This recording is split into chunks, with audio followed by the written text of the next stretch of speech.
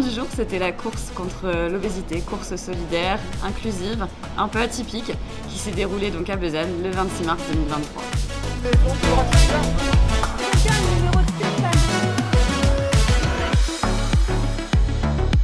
J'ai tenu à organiser cette course parce que j'étais moi-même obèse. Ça a été un changement de vie radical et la course à pied m'a sauvée. Et j'ai voulu retransmettre ce que j'avais vécu sur ma première ligne d'arrivée, la toute première après l'opération. Cette émotion, ce dépassement de soi qu'on ne retrouve pas en fait ailleurs.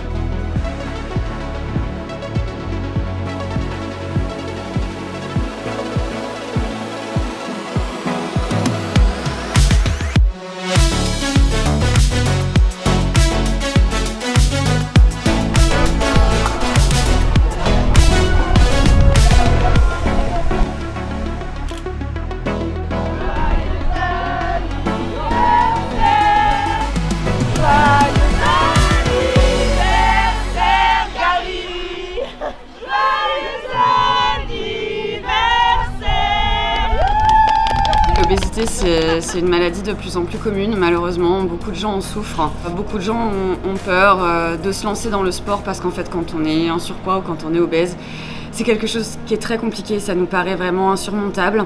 On se sent très seul. Le sport peut parfois être un médicament et peut servir de mettre en lumière des causes telles que celle-ci.